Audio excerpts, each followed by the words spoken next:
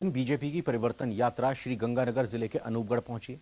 आखिरी दिन केंद्रीय कृषि राज्य मंत्री कैलाश चौधरी और पूर्व केंद्रीय मंत्री राज्यवर्धन सिंह राठौड़ ने कांग्रेस सरकार को विभिन्न मुद्दों पर जमकर घेरा।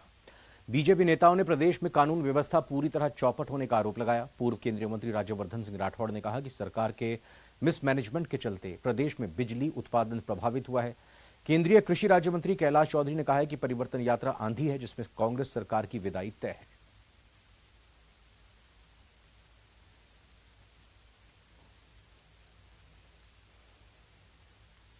तो चौथा दिन आज बीजेपी की परिवर्तन यात्रा को जिसको हुआ है वो श्री गंगानगर जिले के अनूपगढ़ में यह यात्रा पहुंची है और आखिरी दिन केंद्रीय कृषि राज्य मंत्री कैलाश चौधरी और पूर्व केंद्रीय मंत्री राज्यवर्धन सिंह राठौड़ ने प्रेस कॉन्फ्रेंस कर कांग्रेस सरकार पर हमला बोला।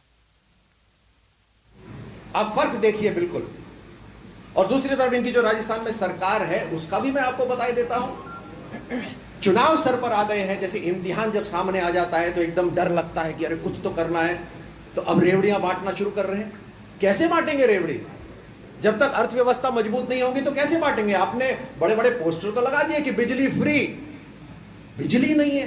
आप कह रहे हैं कार्यकर्ता, मैं इसमें कहना चाहता हूं आम जन इस जंगल राज से त्रस्त है और आपने देखा होगा कि सभी जगह पर इतना उत्साह के साथ स्वागत हो रहा है और इस उत्साह को देखकर निश्चित रूप से जिस तरह से परिवर्तन यात्रा हो रही है, पहले भी आपने कहा होगा कि इसमें रेवड़ियां बांटने का काम या चुनाव के समय में इन्होंने घोषणा करने की जो कहा है, ये अशोक जी गहलोत ने पिछली बार भी कहा था कि हम राजस्थान एक नंबर पर जगह जगह पर होल्डिंग लगाए थे। ये सब आपने देखा होगा कि हर जगह पर होल्डिंग लगाए हुए अशोक गहलोत हिंदुस्तान में एक नंबर पे, लेकिन राजस्थान की जनता ने उसकी जिस तरह से उस समय स्थिति बनाई थी वो आकर 19 पे ठहर गई थी। विकास की योजनाएं सिर्फ भारतीय जनता पार्टी के राज में बनी और राजस्थान को बर्बाद किया तो कांग्रेस पार्टी ने किया।